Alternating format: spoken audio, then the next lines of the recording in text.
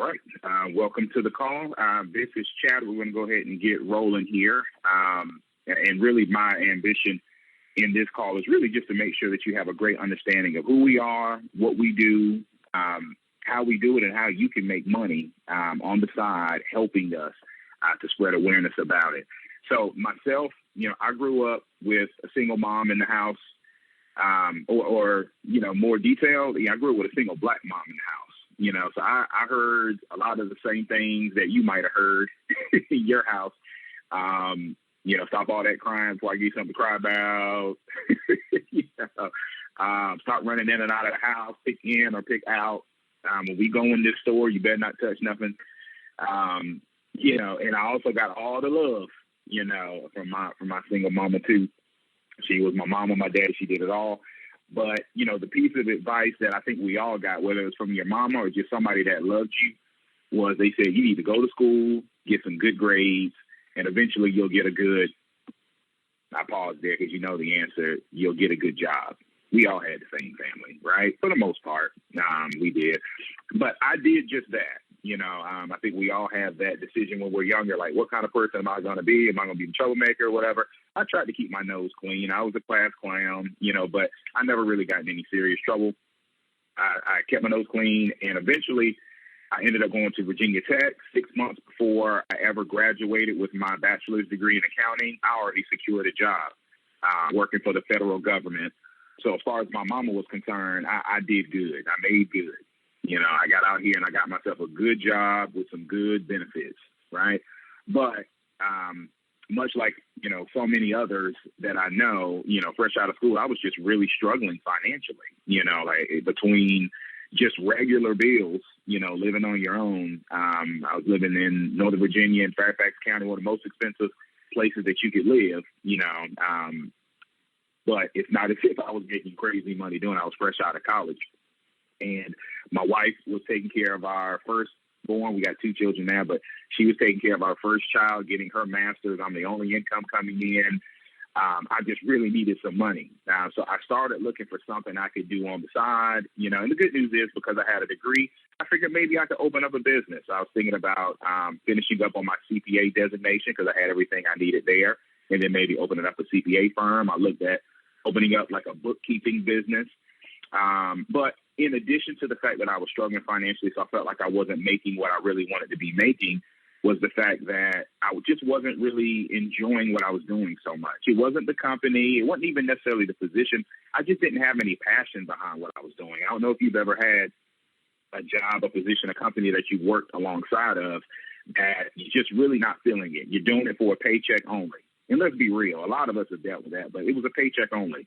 And on my end, I wanted to do something, that I felt would really make a difference, especially in the Black community, because I felt like, let's just state the obvious. We've gotten kind of a raw deal, here in the U.S. of A. We've been kind of hit from a lot of different areas, and I felt, and I still feel this way, that in order for things to change, we gotta get out, and make it happen, because we can't wait for somebody to make it happen for us. So I started trying to figure out, what is it that I can do to give back? I had a background when I was in college, was helping out with a ministry called Impact Ministries, which is like a branch of CCC, Campus Crusade for Christ. But Impact Ministries was basically just a ministry really geared towards African Americans, and it's when I really grew this desire to help serve my community as much as I possibly could. So I was thinking, I wonder, are there not-for-profit companies out here where if I want to put my passion towards helping out our people, that I actually can get paid, but not like a couple bucks. Like I really need to get paid some decent money. I'm kind of struggling financially. So I said, let me put the CPA firm and bookkeeping business on hold for a second. Let me check and see, are there any not-for-profits? I started doing research. I started looking up, everybody knows, what a 501c3 is. It's a church, it's a school, it's a not-for-profit entity. But what I did not know, and it literally shocked me, the more I looked into it, there's not just 501c3s that are not-for-profit. 501c3, the 3 is a specific designation of a type of not-for-profit, and there are many different types. In fact, I think last time I looked, I think it's over 29, at least 29 different types of not-for-profit entities that are out there. So I said, well, let me look and let me see what kind of jobs they have in this space, especially seeing as I didn't even know there was more than one type of not-for-profit.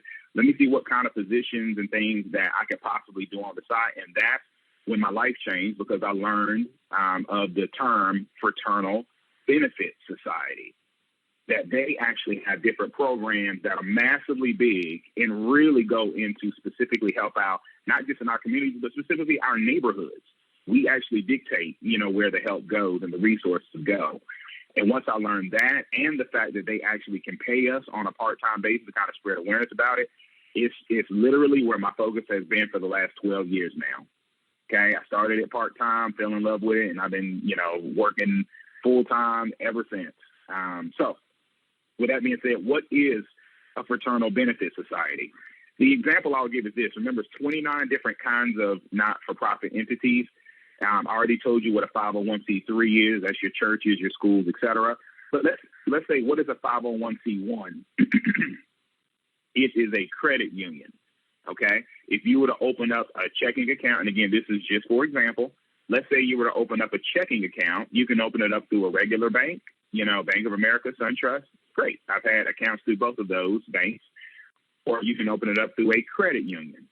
And most people, if they have any kind of experience with a credit union, they generally say the same thing. Hey, if you're going to buy a car, if you're going to get a house, anything you're going to do financially that's going to be big, you probably want to establish a great relationship with a credit union, because they have a lot of programs that the regular banks don't necessarily have. But what I found out, and, Big Mama tells you that, your auntie tells you that, if you have a credit union, most likely you already know that. These credit unions are better than regular banks. But most people don't know it's because they're actually a 501c entity as well. They're a 501c1 in the same way that a church is that 501c3. And as long as you have any account through them, it doesn't matter what you have, checking account, savings account, money market account, IRA, it doesn't matter. If you have something through them, they consider you a member. And once you have membership, then you have access to everything. Any type of program you want to have access to, you can actually go and utilize it. And those programs are actually set up to help out in the community. Now, what we do has nothing to do with banking. It has nothing to do with credit unions. That was all an example. So you kind of understand. You could have it here with a regular bank, or you could have it with a not-for-profit entity that helps out a lot. So once I learned that, I kept scrolling down. What is a 501c4? What is a 501c5? Eventually, I got down to 501c8, and that's what we do. Fraternal Benefit Society is what a 501c8 is, okay? And if the example I gave with banking made sense, you need to know the same exact thing exists in the insurance industry, okay? If somebody was to get a life insurance policy, then they could look at a fraternal benefit society, because the options that they would have is, okay, they can get their life insurance through whoever they see on the television. State Farm, and, these are great companies, State Farm, Allstate, Prudential, New York Life. These are, there are thousands of life insurance companies in the U.S. of A. But there's only a small handful of fraternal benefit societies, and it's an even smaller handful of fraternal benefit societies that just anybody could join that chose to join. Because most of these, you have to have a very specific background, ethnicity, designation. You have to come from a certain area. Maybe you need to be, they could actually choose to build it however they want, because a fraternal benefit society, break it down to the root word, it's like a fraternity. They take care of their own, which is a great thing, But again, there are a few that anybody can be a member of, and their programs are absolutely ridiculous. In fact, they're so ridiculous, ridiculously good, by the way, that they actually have access to resources and funding that we could use specifically in the Black community. And we don't have to sugarcoat it. We can actually say, isn't it crazy that I'm saying it? What kind of company says we're trying to help out in the Black community? And there's millions of dollars that we could try to get specifically into our community if more people just knew about it. That's what I'm about. That's what Chadwick is about, right? And to be very clear, every now and again, I run into people and they say, well, can only Black people do? No, anybody can do this. You can help out whatever community you want. I'm just saying it's been about 12 years that I first was introduced to Fraternal Benefit Society. And what I learned is, I've had this conversation thousands and thousands and thousands of times, but anytime I help to make someone aware that's in the Black community, or anytime that I mention it, they have never heard of a fraternal benefit society. And my thought process is this: if they don't even know what it is, if we don't even know what it is, there's no way we can ever access any of the funding. Okay? But again, you got your State Farms, Allstates, Prudentials, and really what they do with their money is they spend it on advertising. So you can remember slogans like, you're in good hands. Everybody knows the guy from Waiting to Exhale. Nobody knows his name, but they know who he is, and they make you feel nice and warm and fuzzy. Are you in good hands? That guy. Everybody knows, well, can I get a hot tub? Everybody knows Chris Paul and James Harden, right? But somebody has to pay, for those commercials. Somebody has to pay for this overhead, and it tends to be the consumer. So they end up paying more than what the policy would actually cost because somebody has to pay for the advertising, as opposed to and they have shareholders as well that they have to pay out. Where if they actually had their policy through a fraternal benefit society, obviously it's going to save them money, but way more important than that, they could actually use these huge programs, the same programs that most likely we've already talked to you about, one or two of them about. And when I went and I looked further into it, actually, if you just go to the IRS.gov and look up 501c8s, look up fraternal benefit societies, and what it's going to say in there, read enough, and it's going to say that the tax code shows that they are exempt from federal income taxes. And in fact, they have been since, the Revenue Act of 1913. That's a long time. That's over 100 years ago that they've been exempt from federal income taxes. And the only reason, that they're allowed to do that is because of the designation they're under. And the only way that they will consider you a fraternal benefit society is you have to have these programs. Okay? So let me give you a few examples of the programs. The first one I'll go through is the fact that they have scholarship programs that are massive for the average student. Okay? Most of the time, if you're going to get a scholarship, you need to have like a 4.0, a 3.8 GPA. There are scholarships that specifically only people that are members of fraternal benefit societies or their kids or their grandkids can access, and you only need a C+ average minimum. They give away hundreds, over 200. It's really about 250 of them every single year that they give away, and they're not small. They're worth $8,000 each, right? So I tell people it's a nice chunk of money just there. As long as you have a C+ average, then you're good to go there where you can apply. They have legacy programs. So let's say if you have children that are under the age of 18 years old, if God forbid you were to pass away as parents, if you have a membership with a fraternal benefit society, same way you have a membership with a credit union, if you have a membership with a fraternal benefit society, basically they make sure that your kids are financially taken care of, period. If you passed away. Whoever starts to take care of your children, say in my case, me and my wife, we have 2 young children. God forbid we pass away, it'll most likely be my wife's mother that'll take care of the kids. In that case, she'll get what's called an orphan benefit of $900 per month per child until they turn the age of 18 years old. Okay? So in my case, that's $1,800 a month. And I always tell people that's not going to make my mother-in-law rich, but it'll make sure my kids got food on the table and clothes on their backs. They're going to be okay. In addition to the emotional side, we don't want to have to deal with financial turmoil because she's having to take on 2 children. So they make sure child support is paid for out of their pocket. And then when they turn 18 and they're ready to go to college, they have an automatic scholarship that's going to come in, $24,000 per child. It's $6,000 a year for the 4 years each. That comes automatic. It's just a legacy program. They want to make sure that their members, that their kids are going to be taken care of. They have a program called financial literacy, where you get accredited financial counselors that teach us, the very things that nobody ever came into our neighborhoods and taught us about. They never went into our schools and taught us how to manage our money. Literally, how do we budget? How do how much should be in an emergency fund? How do I get out of debt? My credit score is terrible. How do I get it to go higher? Did you realize that so many of these things, it's just free knowledge that we can have, but there's entire companies that are set up to try to prey on our people. Pay us $500 a month and we'll fix your credit. right? It's not that simple, is it? Anybody that's ever tried it knows it's not that simple. Most of the things that need to be done are free. You just need to know how to do them. When you're a member of a fraternal benefit society, they teach you all of it. And there's so many stories. One of my good friends, he already had good credit, already owned a home, was looking at owning his second home, contacted them and said, hey, is there anything I can make adjustments on? I feel like I'm pretty financially astute, but is there anything I can adjust? They told him what to adjust. 40 days later, his score raised up like another 70, 80 points to help him out, when he's looking at purchasing his second home.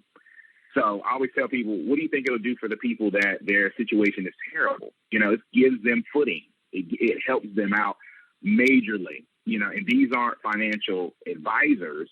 They're counselors. They don't take your money and say, we're going to put it in a 401k and put it in an IRA or put it anywhere. They don't touch your money. They literally just teach on money management. And that's for anybody in the immediate family of a member that's a member of a fraternal benefit society. They have illness financial assistance programs. A lot of people don't think about it, but if, God forbid, they had some type of serious illness happen, heart attack, stroke, cancer, whatever, if you're the person that's bringing in income, then a lot of times it really sinks people financially.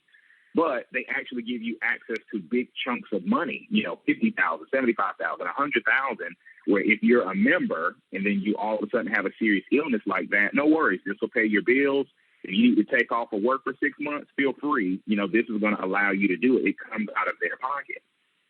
Just because you're a member, they have online document preparation services for free that helps you out with the paperwork that most of us never take care of, our wills, our powers of attorney, healthcare, stuff like that. They help us with it. They have online courses. What I learned is back in 2020, with coronavirus happening, you'd be surprised how many of us realize that we're not unemployed, but we're underemployed. We're not happy with what we're doing. We should be making more. It sure would be nice if I had, if I wanted to transition to another type of industry that I had a way to do it. We don't always have to go and spend a rack of money, like, let me get a new degree. Sometimes you just want to look into it and see, is this an industry I even want to look into? They have online courses that help out with this kind of thing. Writing and communication, personal development, health and wellness, computer skills and technology, business management, cybersecurity, finance, professional development. Like, these are things where people can learn about it. You're older and you're a senior and you want to be able to connect with your grandkids online. You can take a computer class. These things are free that you can access. They're just resources for it. They have multiple community grant programs. And these community grant programs basically allow us to be able to use care packaging, community beautification. We could create and construct something, meal help, volunteer support. Like, there's multiple different ways and categories that we could be able to apply for money, anywhere from a few hundred up to a few thousand. Every few months, we could be applying for this money and go out and do things in our community. Maybe we want to do a lunch bag program, veterans brunch, meal service at the food bank, military care packages, hygiene kits, breakfast bags, back to school packs for the kids, emergency preparedness kits, baby care packages, flower bed build, teddy bear build, renovation project, improving accessibility, storage shed builds, tree planting, gardening, library spruce up, art murals. There's so many ways that we could just ask some of these huge companies, which, by the way, this is a new concept. Again, over 140 years, these companies have been around. They've been tax exempt since 1913, and they want to maintain that status. They have to have programs like this for us. But we can go there and say, hey, listen, the local school over here, they're underfunded, and we want to help to get school supplies in so the teachers don't have to pay for it. You can apply for a community grant. And they say, all right, we're going to fund this. And then you go out, and then they're giving you high fives and everything, or maybe elbow bumps, maybe air high fives, in the midst of coronavirus and everything going on. But you can actually go into your neighborhoods and make that happen. You tell the company this is where it needs to go, versus them telling you, hey, we want to give it away to, this huge, company. Like, no, we want to give it to this daycare over here that's struggling. We want to give it to this church over here that has a food bank that needs to expand it, needs to get shelving. We want them to have it. We tell them, and then they pay us, because we go to the people of the community and help them. Like, hey, listen, you need to know about this company, become a member. Okay. So with that being said, I would love to just a few more minutes have, I'd say she's one of our shining stars here in the community. I actually met her at one of these events. You know, she applied for a community grant. Lo and behold, got to know her, found out that she's applied for grant after grant after grant after grant and doing amazing things in the community.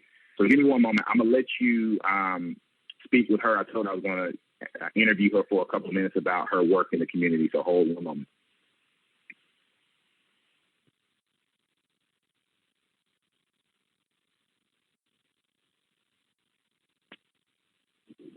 All right, we're all set up now. So, yeah, I wanted to end where I kind of had a chance just to go through a little bit of information with someone that I've had a chance to meet. I met a while ago at actually one of the events, and I came to learn that she actually applied and gotten awarded with multiple different grants, you know, over the years. In fact, well, I don't want to tell her story, but long story short, I'd like to introduce a lot of you all to Kiana. How are you, Kiana?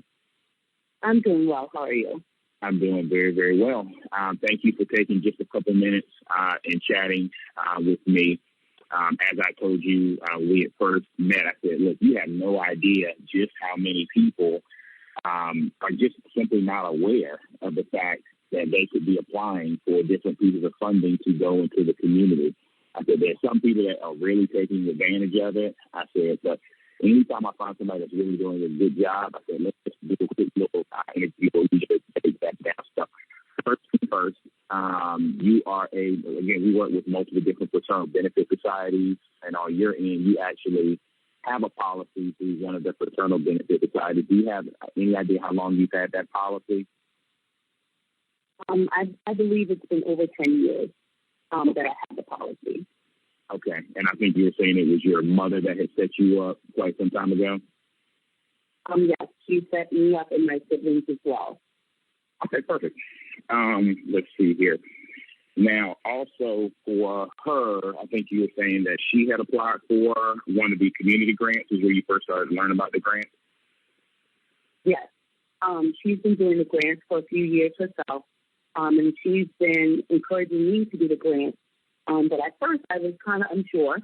But then, you know, I decided to go do the process.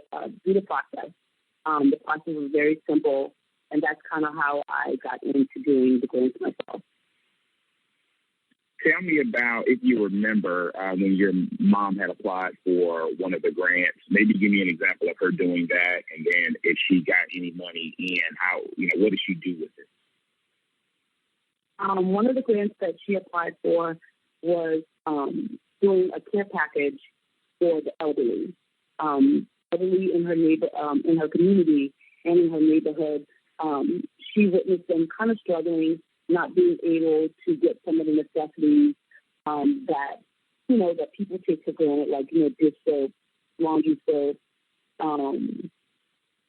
hygiene, dental care. So what she decided to do was take that opportunity of doing those kind of items for the people in her community, the elderly. She applied for the grant. It's a really simple process. She wrote the grant up, and she was able, through the grant, to supply over 50 elderly or seniors with the supplies that they needed. A lot of them are very grateful for what she had done.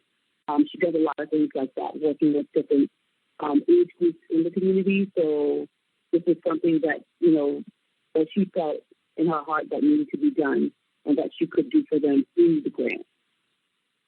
Did you, like, was that whole process going on? You said that was a few years ago when she had done that for the first time.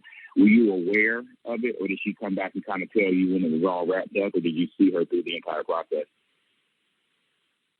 She kind of told me after it was all done, and then when I did mine, she kind of walked me through it, telling me exactly what I needed to do, how to fill out the application, and those kind of things. She even sent me a sample of the grant that she had done that had been approved.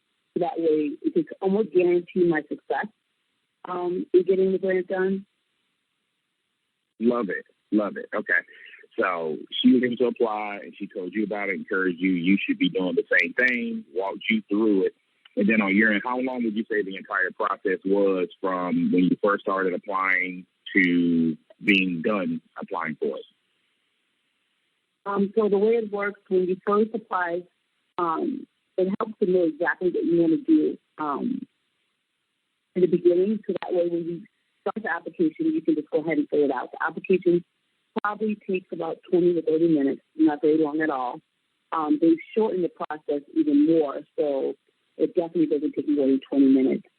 Once you fill that out, they will get back to you within 7 to 10 business days. With that, you should know exactly if you were approved or you got denied.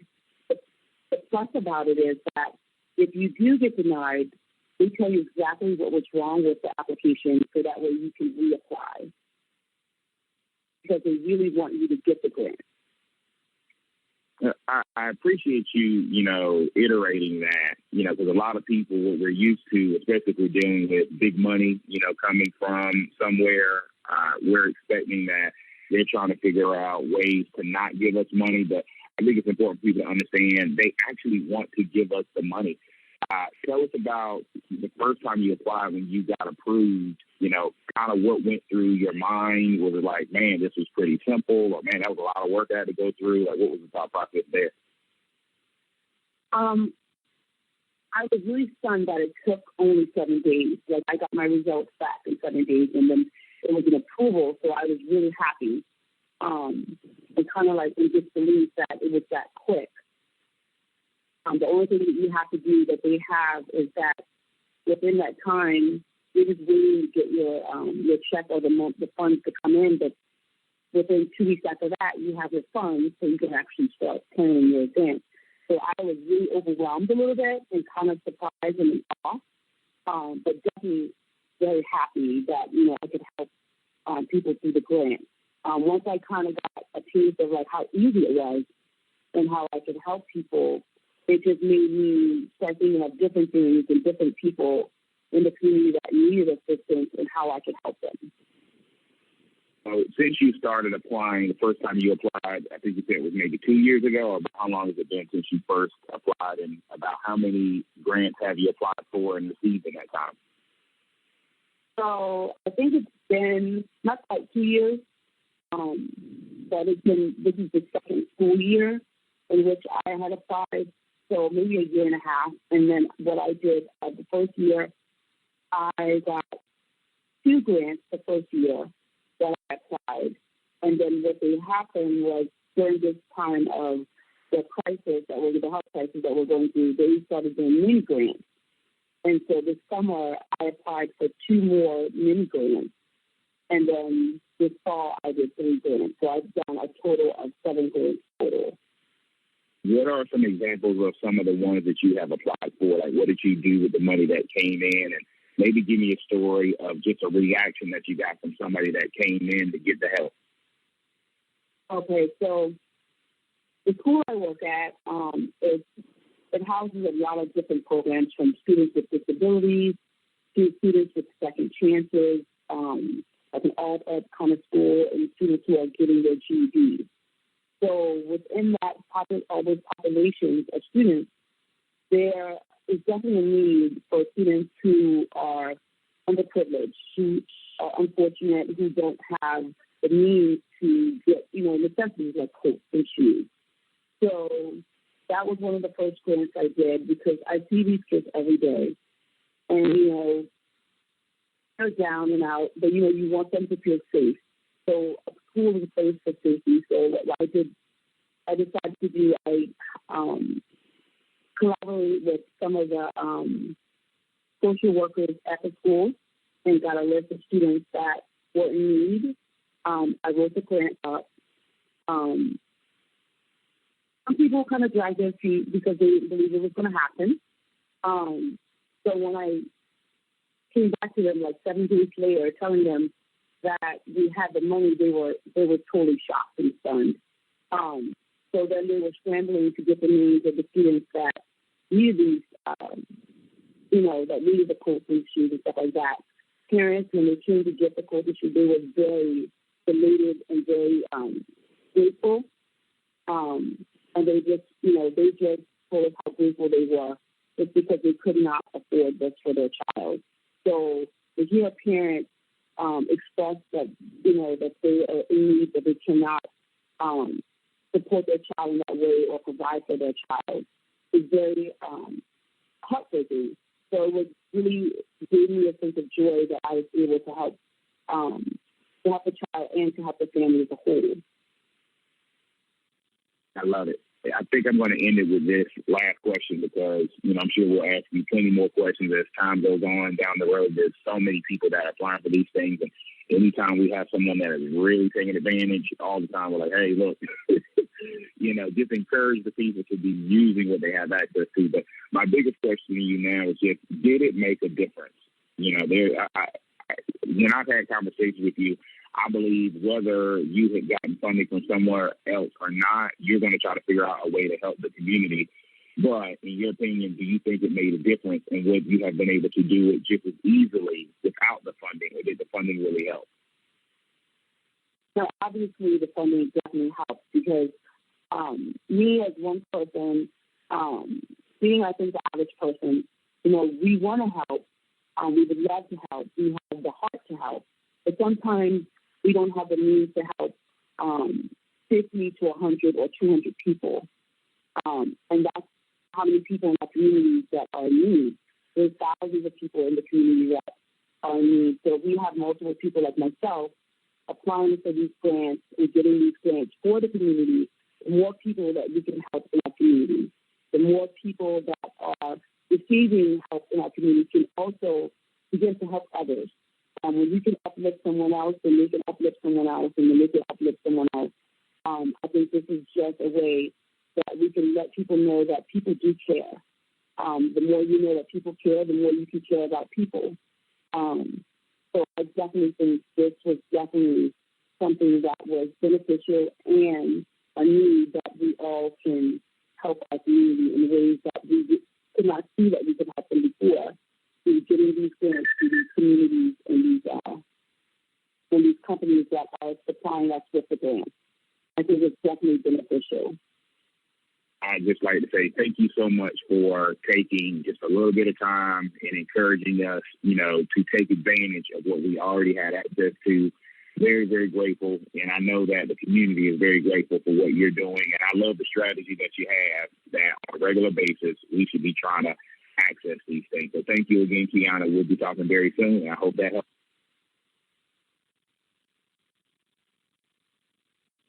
I'm sorry about that. I think I disconnected with her. But yeah, thank you. Again, thank you, Kiana, for just actually walking through all of that with us and just helping to inform us.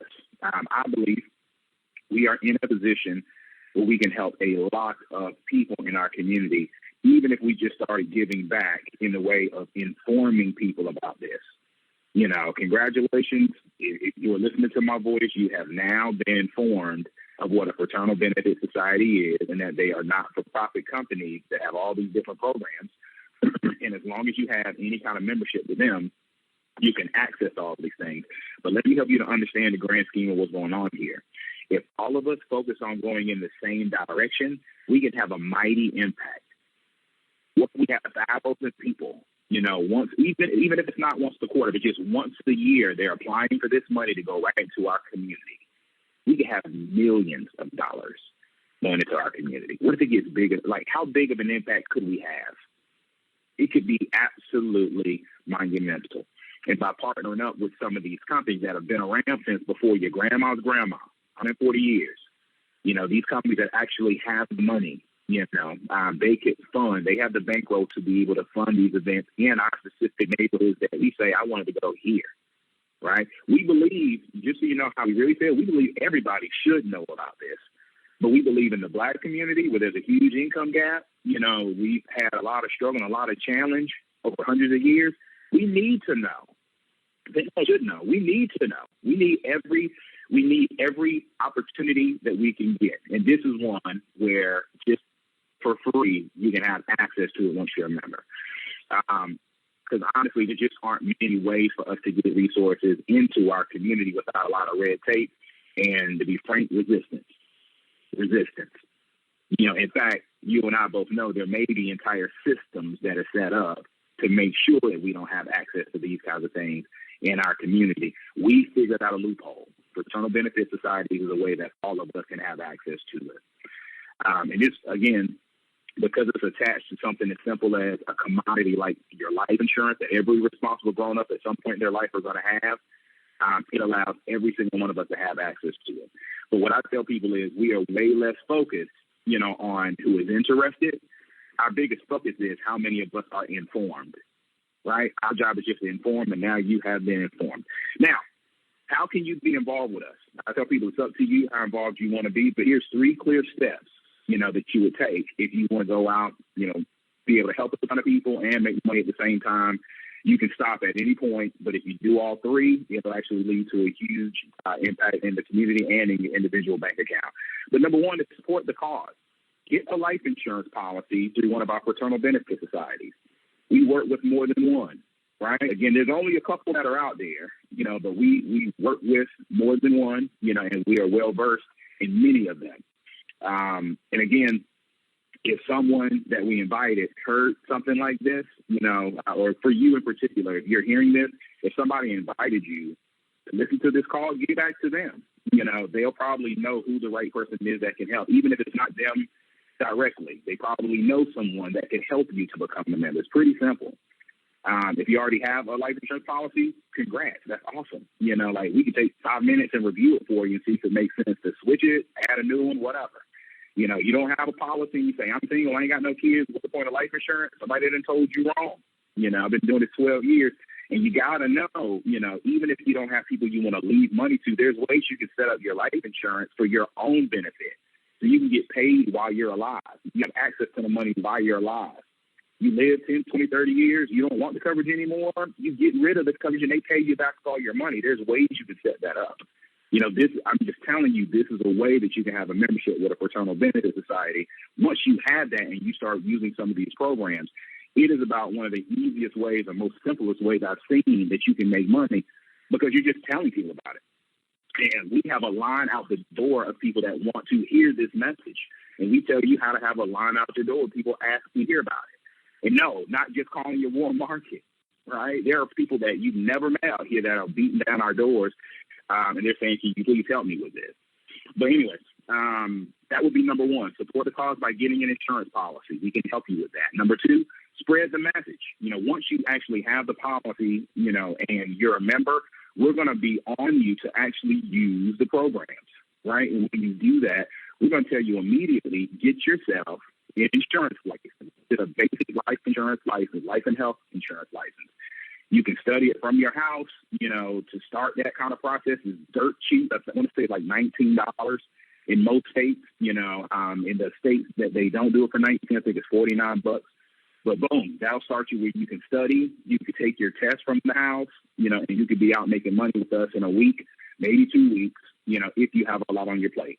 The average person that works for us, they're part-time, so again, they just do this on the side, but a week, 2 weeks, you are now licensed. Because I can tell you, a call like this, we always are going to have a strong percentage of the people that listen in that say, I want to be a part of this movement.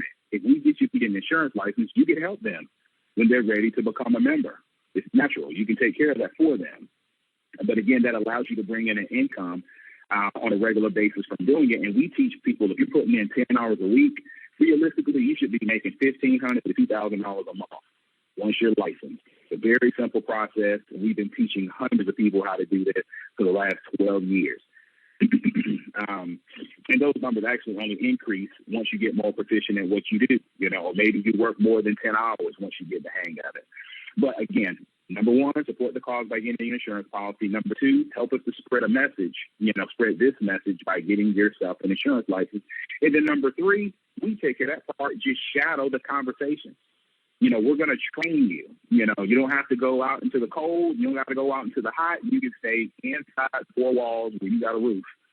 Make the phone calls and just listen to us in the conversations that we have with people. We'll have you shadow us, because once you understand how simple these 5-minute, 6-minute conversations are that we have with people that are reaching out to us saying, hey, look, I want to know more about this fraternal benefit society thing, and I actually want to help y'all with it. Once you see how simple that is and the positive responses that we get, because it's not like we tell 10 people and 9 of them are like, no, I don't want to have anything to do with helping out my community. No, we get great responses. And once you get a chance to hear these calls, it'll blow your mind as to how simple it would be for us to take 10 hours out of your time, 5 hours out of your time, 2 hours a week, out of your time, and just teach you how to turn that into money. Thank you, everybody, for logging in. If all of that makes sense, please text the person, that got you on the line. Reach out to us, say, hey, I'm in, I'm all in. Well, you know what? I think maybe I just want to support the cause, get a policy, use some programs. I'm not trying to make money. Well, you know what? I want to help. I want to help to encourage people. Let me listen in on some of these conversations. But at the end of the day, that's step 1, 2, and 3. Get a policy, get a license, and then shadow us. And within a week or two, we should have you where you're going out making a huge difference in the community. Thank you for listening in. We'll talk to you all soon.